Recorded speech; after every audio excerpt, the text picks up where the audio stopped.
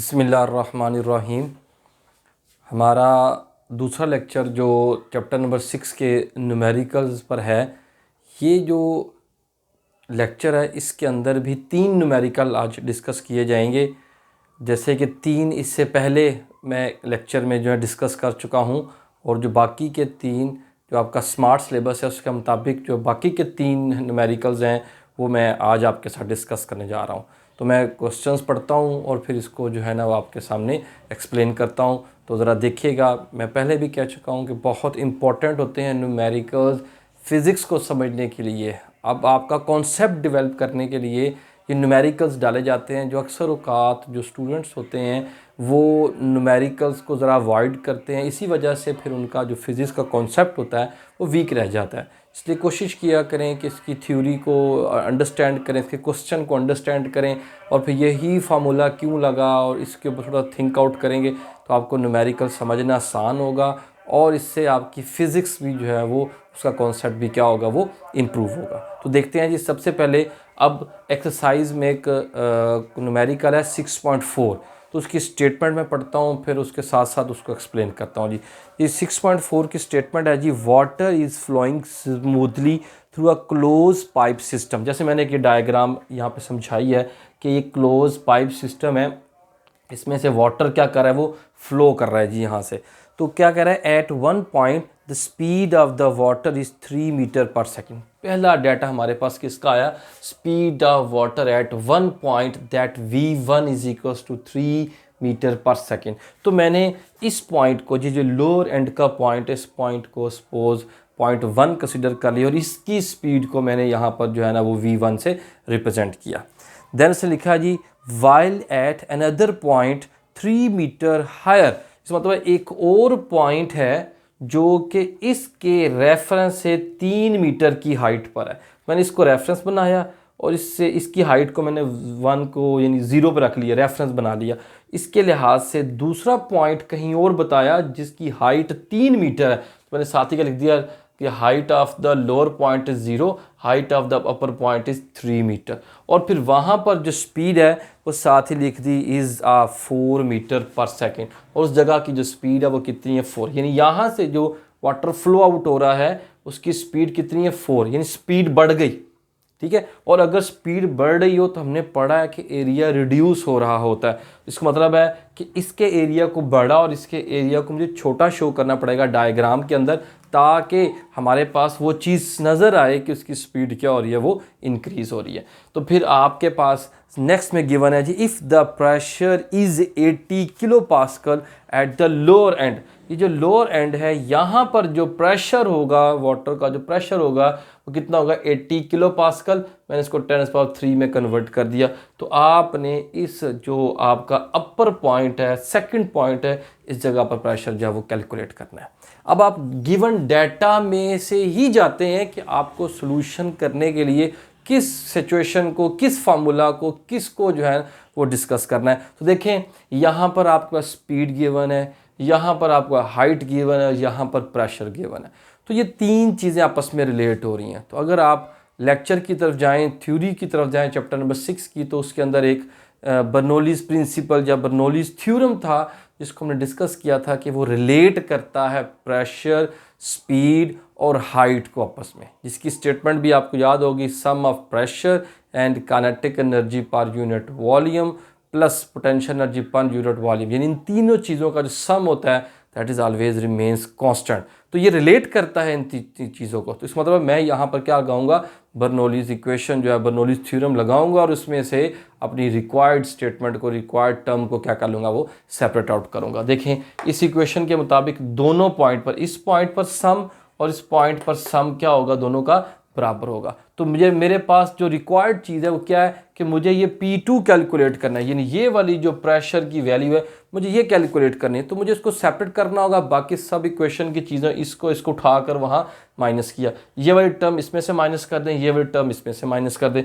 तो मैंने अरेंज करके कॉमन लिया है, कॉमन लेके अब मैंने सिर्फ वैल्यूज़ पुट किया, क्योंकि सारी वैल्यूज़ मेरे पास गिवन है।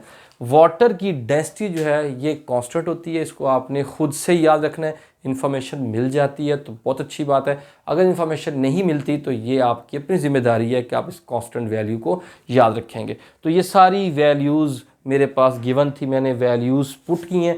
आप इस वैल्यूज़ को पुट करके कैलकुलेटर पे चेक करें तो मेरे पास आंसर आ रहा है 4711 पास्कल, जिसको फिर मैंने किलो में कन्वर्ट कर दिया, यानी 1000 से डिवाइड किया है तो 47.1 आपका आंसर आ रहा है। तो बुक इसको 47 लिख रही थी तो मैंने 47 लिख दिया, वरना 47.1 किलो पास्कल जो है इसका वो सही आंसर है।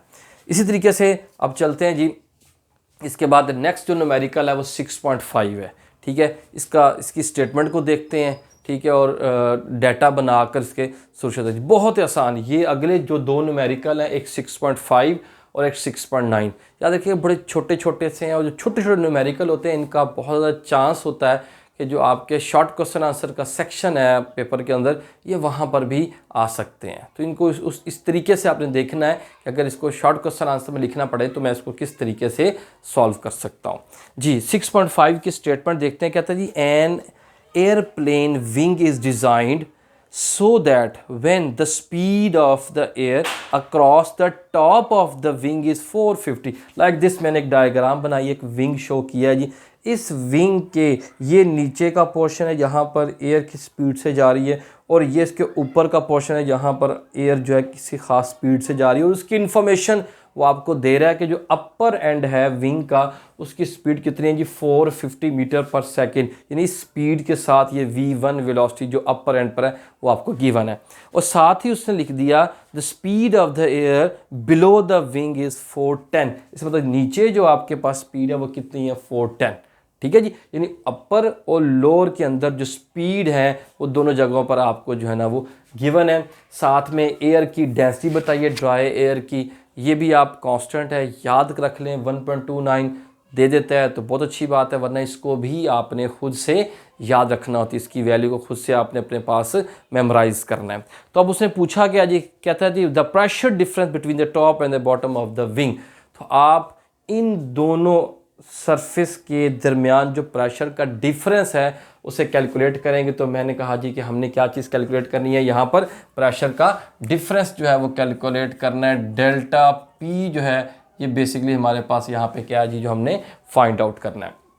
तो फिर अगर आप थोड़ा सा लेक्चर्स की तरफ आएँ तो बर्नौलीज़, असल में तो यहाँ पे बर्नौलीज़ थ्योरम ही लगना है, लेकिन बर्नौलीज़ थ्योरम की एक स्पेशल फॉर्म हमने बनाई थी कि जब आपके पास हाइट का जिक्र ना किया जा रहा हो, हाइट को कांस्टेंट तकरीबन कंसीडर किया जा रहा हो 2 पॉइंट्स की पर, जहाँ पर हम बर्नौलीज़ इक्वेशन को अप्लाई कर रहे हैं, तो वहाँ पर फिर रिलेशन किस किस के दरमियान रह जाता है। फिर ये टर्म जो हाइट वाली टर्म होती है वो कट जाती है, तो प्रेशर और स्पीड के दरमियान रिलेशन निकल जाता है, जिसका नाम क्या है फिर विंचोरी रिलेशन, जिसको मैंने सादा लफ्ज़ों में समझाया था कि ये प्रेशर और स्पीड को रिलेट करता है, और इनका रिलेशन क्या होता है, इन्वर्स प्रोपोर्शन होता है। यानी जहाँ पर स्पीड ज़्यादा होगी वहाँ प्रेशर क्या हो जाएगा, वो कम हो जाएगा। अब ज़रा गौर कीजिएगा, v1 आपस ज़्यादा है, ये ज़्यादा है, ये कम है स्पीड, तो इसका मतलब है यहाँ पर अगर स्पीड कम है तो यहाँ प्रेशर ज़्यादा होगा तो ज़्यादा फोर्स लगेगी। इसी वजह से विंग के नीचे फोर्स ज़्यादा है, ऊपर फोर्स कम है, तो रिजल्टेंट में क्या होगा जी, अपवर्ड डायरेक्शन में इसके ऊपर क्या लगेगी, एक फोर्स लगेगी। तो प्रेशर का डिफरेंस कितना है बेसिकली हमने ये मालूम करना है, जिसके लिए फिर हम क्या करें, विंचोरी रिलेशन लगाएंगे। जो क्या कह रहा है देखिएगा, अब मैंने यहाँ P2 किसको कहा है, इसको कहा है, जहाँ पर स्पीड यानी सेकंड पॉइंट आपका ये है, फर्स्ट पॉइंट ये है, तो फिर इस जगह का प्रेशर P2 होगा, इस जगह का प्रेशर P1 होगा। ये ज़्यादा है ये कम है, इसलिए मैंने P2 माइनस P1 लिखा। अब याद रखिएगा, जहाँ पर प्रेशर ज़्यादा होगा वहाँ स्पीड कम होगी। अगर कहीं ऐसा हो कि आप बता रहे हो कि ये आपका प्रेशर थोड़ा है, ये ज़्यादा है, तो आप इसकी पोजीशन को चेंज करेंगे, साथ इसकी पोजीशन को भी चेंज करेंगे, क्योंकि ऑब्वियसली जहाँ पर प्रेशर ज़्यादा आ रहा है वहाँ स्पीड ने में कम आना है। तो फिर मैंने P2 माइनस P1 लिखा, 1/2 रो V1 इसके प्लस रो V2। ये आपके पास जो इक्वेशन है इसमें जस्ट वैल्यूज़ पुट करनी है, क्योंकि सब कुछ गिवन है आपके पास, ये डिफरेंस आपने कैलकुलेट करना था। तो वैल्यूज़ पुट की हैं, V1 की जगह ये वैल्यूज़ पुट होगी, V2 की जगह ये वैल्यूज़ पुट होंगी, रो आपके 1.29 कांस्टेंट है, तो जस्ट कैलकुलेटर का काम है, इसमें कोई अजीबोगरीब बात नहीं है, कुछ मुश्किल नहीं है, कोई ऐसी कोई रॉकेट साइंस नहीं आ रही कि ये न्यूमेरिकल कैसे, और इसलिए शॉर्ट क्वेश्चन आंसर में ये 2 नंबर के लिए न्यूमेरिकल आ सकता है। तो ये सारी वैल्यूज़ मैंने कैलकुलेटर पर सॉल्व की हैं, तो 22.1 किलो पास्कल आ रहा है। सिर्फ बुक को फॉलो करते हुए बुक ने इसका आंसर 22 किलो लिखा है, इसलिए मैंने भी 22 किलो ही लिख दिया, वरना 0.1 भी आप लिख सकते हैं जी। तो इसी तरीके से 6.9 जो न्यूमेरिकल है इसकी तरफ चलते हैं जी, और इसकी स्टेटमेंट को देखते हैं। स्टेटमेंट के बाद हम इसको समझते हैं। ये बड़ा सिंपल सा न्यूमेरिकल है, ठीक है जी। ये क्या है जी, वो कहता है जी what gauge pressure is required in the city mains for a steam for a fire hose connected to a main to reach a vertical height. वो ये कहना चाह रहा है कि आपके पास स्ट्रीट लेवल के ऊपर पाइप जो है पानी का एक बिछाया हुआ है, ठीक है, वहाँ से आप किसी फायर होज तक, यानी कोई पानी के लिए पाइप लगाया हुआ है, इमरजेंसी फायर के लिए लगाया हुआ कि कहीं आग लग जाती है तो उसको बुझाने के लिए वो पाइपिंग की जाती है, कि जो आपकी स्ट्रीट लेवल है इस लेवल पे पाइप आ रहा है, ठीक है, और वहाँ से हमने किसी हाइट है जो कि 15 मीटर की हाइट पर है, लाइक दिस, कि ये पाइप आ रहा है, इसको आपने उठा के ले गया कितनी 15 मीटर की हाइट पर जब लेके जाते हैं तो वहाँ से जब पानी आप उस पाइप में से निकालेंगे तो आप बताइएगा कि वहाँ पर क्या प्रेशर डिफरेंस निकलेगा, पानी का प्रेशर कितना होगा वहाँ पर जब हम इतनी हाइट तक उसको ले जाते हैं।